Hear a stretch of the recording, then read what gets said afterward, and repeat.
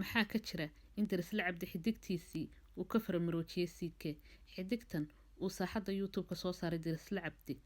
ee marka qura laga arkay laguna bartay ayadoo ku casuuman channelka Dirisle Cabdi ayaa maalmo ka hor iclaamisay in ay isku cindan yihiin amaba uu xidhiidh jacayl ka dhaxeeyo iyada iyo CK xidigtan uu Dirisle ka soo saaray daaha dabadiisa ayaa hore u sheegtay inay isguursan rabaan Dirisle Cabdi balse arrinka waxa gaashaanka ku dhuftay amaba ku tilmaamay in aan guurka ay Najuu sheegtay waxba ka jirin isaga iyo Najuuna uusan ka dhaxaynin wax xidhiidh jacayl Dirisle Cabdi ayada oo maalmo kadib Najuu sheegtay in arrinkaas oo dhamay uu ahaa prank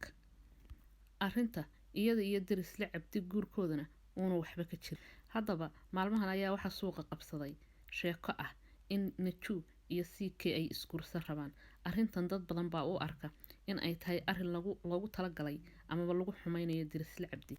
maadaama Najuu ka xumaatay in Dirisle jacaylkii waxba kala qaban waayay ku fikirtay inay ka aarsato Dirisle Cabdi sida ay sheegeen asxaabka agdhow Najuu gabadhan uu Dirisle soo gacanta qabtay waxay hubkii ay Dirisle kula dagaalami lahayd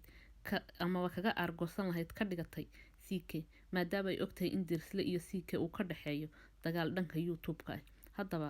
waxaynu eegaynaa halka uu ku dhammaado filimka la magac baxay xidigtii uu Dirisle daaha dabadiisa ka soo saaray balse ugu abaalgudday karbaashka casriyeysan filimkaas oo ay Dirisle ku dulmitilayaan jilayaasha CK iyo Najuu inaguna daawadayaal ayaynu ka nahay waynu eegi doonaa halka uu ku dhammaado